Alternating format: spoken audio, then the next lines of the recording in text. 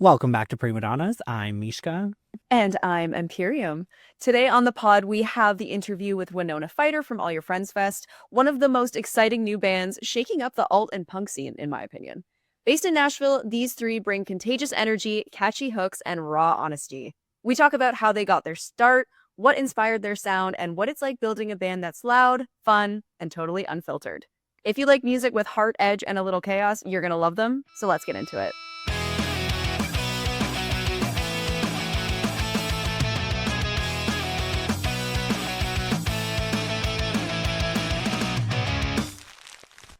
Hi friends, Emperiam here with Winona Fighter. This is your first time in Canada, correct? Yes. How do you feel about it so far? I know like you're killing it with the poutine. Like you need to get a poutine stat. Yeah, and I got one. I got one delivered to the stage, and it was delicious. Yeah, very So nice. thank you. Security guard came up to us and they said, one of the food trucks delivered us a poutine for you guys. And it was, Someone was yelling about it. they were like, someone shut the fuck up about the poutines. And we had to, It's a nice way of telling you to shut up about it. For those just discovering you at this festival, who is Winona Fighter and how would you describe your sound? I would say Winona Fighter. We are a garage punk band from Nashville, Tennessee. And we make punk music for all types of music lovers. I saw your set. You have amazing energy, all of you. The lyrics are so fun. The amount of times that I've been, is anybody else stressed out? And I'm like, me, I'm stressed out. I'm stressed the fuck out. Thank you for acknowledging. Yeah. You once flyered outside of a festival that you weren't even playing at, and that inspired Don't Wallow. What kept you motivated in those moments? Ooh.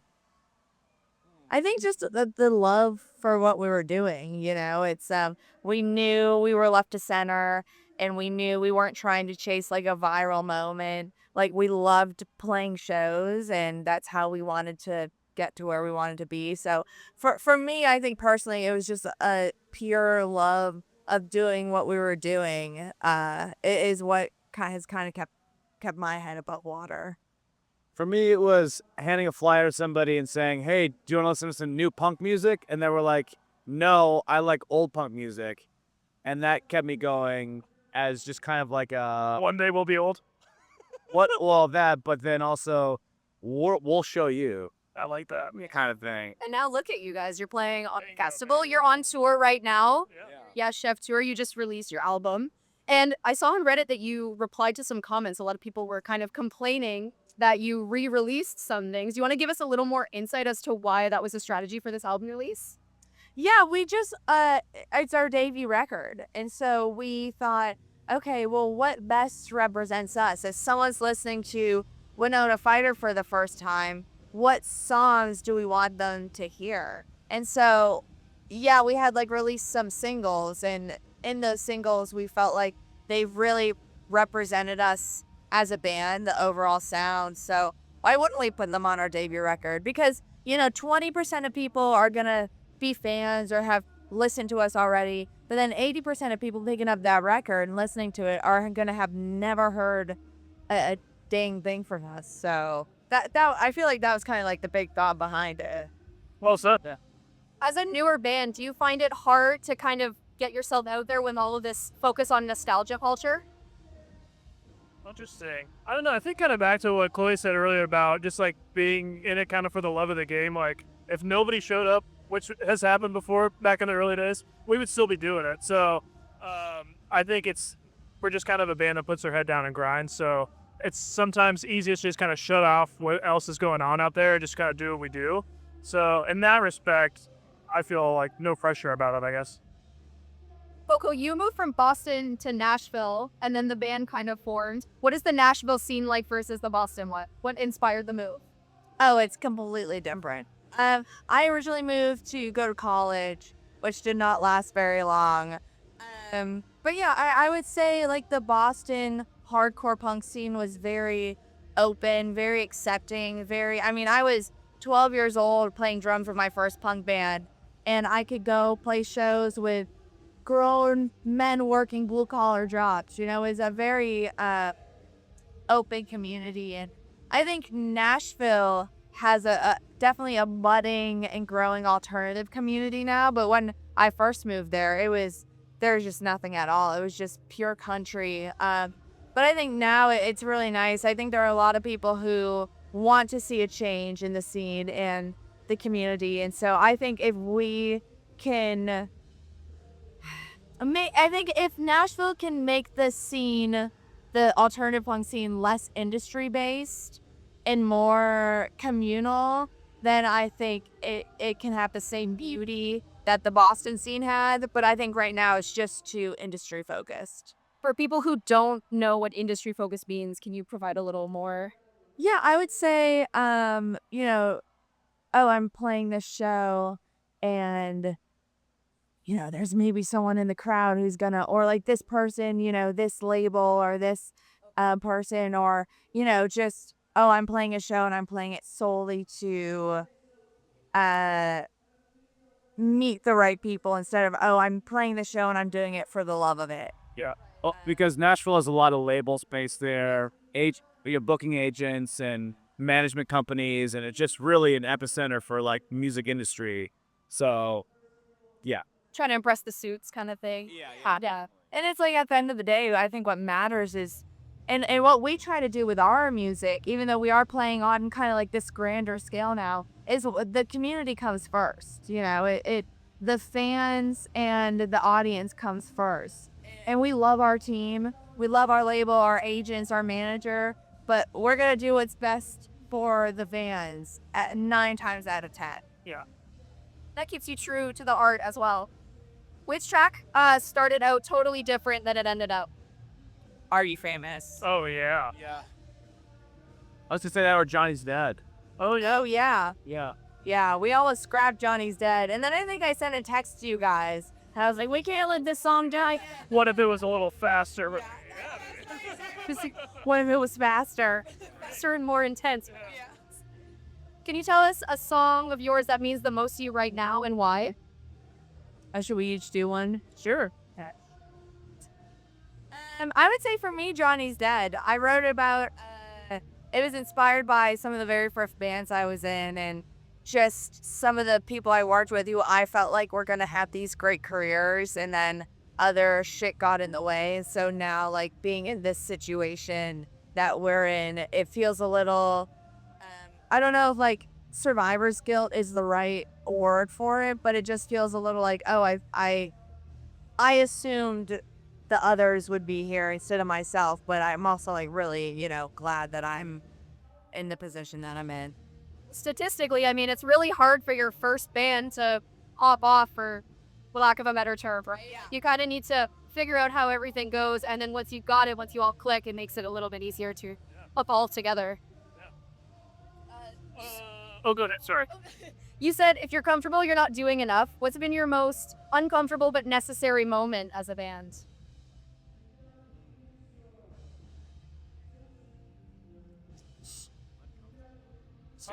It's hard to be uncomfortable around these chuckleheads. We're uncomfortable all the time. We're all just a bunch of introverts. I think it definitely, like just being on the road a lot kind of tests you both physically and mentally. There's been nights where Austin and I had one couch, so I took the cushions off the couch and put them on the ground and slept on the cushions on the ground. And Austin slept on a cushionless couch. We're like, all right, I guess this is our bed for tonight. And I'm a stomach sleeper, so I was like sleeping on my stomach with my feet up like this, and it was uncomfortable. So there's definitely like literally physically uncomfortable moments on the road that you will encounter, and if you don't want it bad enough, yeah, it'll take you right out. And we're such like a, yeah, let's just make it work type of band. And so I was like, hey, are you guys okay doing this? Sure. Yeah, we'll just figure it out, or if the timing doesn't work on something, we're like, well, let's just figure out how to make it work. And that I think can present a lot of discomfort too, but it's just who we are. Is that our character? Doing it, everything's evolving, yeah. I kind of like the uncomfortableness. Like if we walk into like a radio thing that's like early in the morning and there's like a bunch of people there, and we walk in, I'm just like, hey everybody, how's it going? You want to talk to us about our band? Yeah. And I like to embrace it. I'm in the market to please no one started as a therapy letter that you never destroyed. How does it feel knowing something so personal ended up touching a lot more people? Oh my God, it's awesome. It's every time I get to play it, and I play it every damn night, it has a whole new meaning every time, because there's always one or two or a bunch of people in the audience who you can tell are like singing it with their whole fucking chest. And that's a feeling I know very well. And so it's just it inspires me. It's like, I think it inspires me to use my voice more, because it's like, oh, people do relate to this stuff. People are gonna like hear this stuff. So, yeah, I think it's, for a song about something so gross, I think there's a lot of beauty in it. And it's cathartic too. Just to scream those words at someone. Like, oh yeah. Awesome, guys. Thank you so much for talking to us. I had never heard of this band before prior to your interview. I'm not surprised. Are You, they you like don't hear of any of the fans? No, but I actually had prior knowledge to them because I heard their song "Hams in a Glass," and in kind of like the breakdown of the song, it's not like a metal breakdown; it's more of like a punk-ish breakdown. But she goes like, "I'm a little stressed out, just a little stressed out. Is anybody else stressed out? Ah!" And it's just like it just hits, and then it goes into little like a guitar solo. So that was the very first song of theirs that I heard, and I was immediately hooked from that point on. Huh. Well, sorry, what Yeah. is the song called? Hams in a Glass. Hams? Hams in a Glass, yeah. Okay, I thought maybe I just misheard you. I thought maybe it was hands in a glass, but No. Hams. my ham. Hamms. Okay. And I don't know what it interesting. means. I don't know what it means. I'm gonna pretend to know, but I don't. Well, whatever. You saw them Yeah. live though, right? Like you saw them perform. I did, yeah. I was really excited to see them live because I was doing some research prior, and people were saying how their energy was really good, and I was like, oh, okay, love it so much. So I did see them live, and they totally brought it. She two-stepped on stage, which I absolutely love, and there's just something about the genre of like angry women screaming. It just hits a good spot in my heart. So I really enjoyed their set.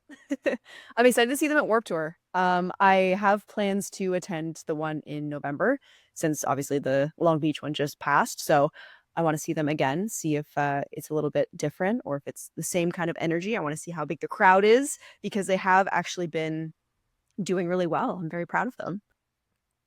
Oh, that's cool. Yeah, like I wasn't familiar with their sound or anything. So like you said they had a lot of energy. Like what was the energy? Like what was the vibe? It's just so contagious. Like to me, there's nothing worse than having really powerful like instruments and backing, soundtrack behind you, and then being really kind of lame on stage with energy. But no, Coco was going for it. Coco was like thrashing. Like I said, she was two-stepping. Her vocal range was really fun. I don't know. It's just that kind of like contagious energy that makes you want to dance too. Like nobody was standing still in the crowd when they were playing, Okay. which is a very That's good fun. sign. Yeah. Interesting. So you're gonna see them at Warped Tour. It was Maybe really you'll fun get to to hear talk to them too again. that they were handing out flyers when they were lesser known at like other shows, and it takes a lot of guts to be able to do that. As someone who had to do door-to-door sales and like random jobs that require like putting yourself out there like that, it takes a lot of guts.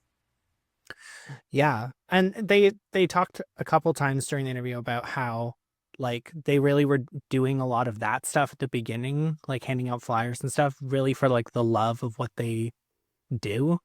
And that was kind of cool to like see that it's like not all just an act. Yeah. Yeah.